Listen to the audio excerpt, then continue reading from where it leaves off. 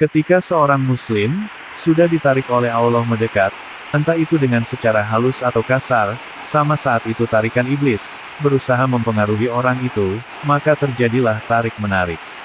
Orang yang ditarik oleh Allah dengan cara kasar, cenderung tidak seketika itu bisa menyadari akan tarikan Allah, kasih sayang Allah dengan cara mengambil apa yang dicintai atau apa yang menjadi kesenangan orang itu, menjadikan dia lepas kendali, kadang marah, tak terima dengan apa yang terjadi, timbul kenelangsaan dan kesedihan yang menghancur remuk redamkan perasaan hatinya, jiwanya seperti terbanting, tercampak, biasanya hal seperti itu juga Allah menggerakkan hati orang di sekitar orang itu untuk ikut menambahi beban mental, entah mencemooh, menghujatnya, memfitnahnya, atau mengucilkannya, penderitaan seakan makin berat saja. Jika orang itu sadar bahwa itu adalah tak lepas dari kehendak Allah yang ingin menjadikan dia orang yang dekat dengannya, permasalahan transisi akan lebih mudah, tapi kadang kejadian di lapangan tidak begitu, kadang orang itu malah lari pada hal-hal kemusyrikan, entah ke dukun atau ke kuburan-kuburan, mencari solusi. Kita tidak mau membahas itu, tapi kita mau membahas orang yang mau dekat dengan Allah. Ketika orang itu sadar, lantas dia mencari solusi dari kehancuran semuanya, dengan mendekatkan diri pada Allah, mungkin dengan mendatangi kiai atau pengajian, atau dari mana saja, batinnya mulia dicerahkan dengan permasalahan yang dihadapi, apa yang dialami dan hakikat di dalamnya, batinnya mulai mau menerima dengan keadaan yang dialami, dan batinnya sadar, logikanya mengemuka, imannya mulai mengecambah. Pelan tapi pasti dalam batinnya lantas mengambil kesimpulan, tak ada cara untuk keluar dari apa yang dialaminya ini selain mendekatkan diri pada Allah, maka mulailah suatu proses perjalanan menuju Allah dia susun, suatu tekad dia bangun, tekad untuk mendekat pada Allah, dia mulai menyadari jalan yang seharusnya ditempuh oleh orang Islam yang punya iman.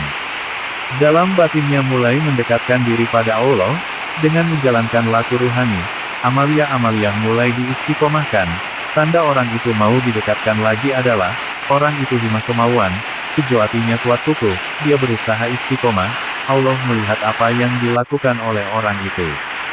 Dan Allah sayang pada orang yang kembali, Allah cinta pada orang yang membersihkan diri, karena sayangnya Allah pada orang itu, lantas Allah ingin orang itu makin dekat dengan cepat. Diumpamakan, mesin, yang jalannya pelan, karena karaten,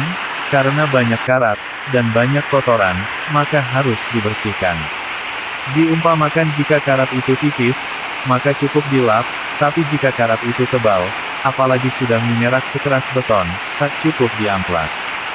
Tapi didetail, dibodem, ditempa sampai rontok semua karat.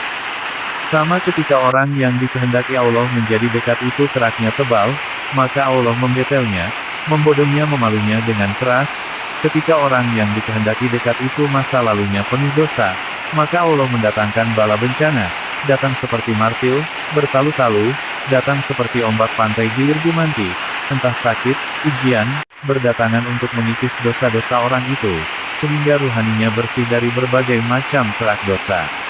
Orang yang memukul roboh bangunan tembok rumahnya, karena mau merenovasi rumah, itu bukan karena orang itu benci pada rumah itu, tapi karena orang itu mau menjadikan rumah itu lebih baik lagi.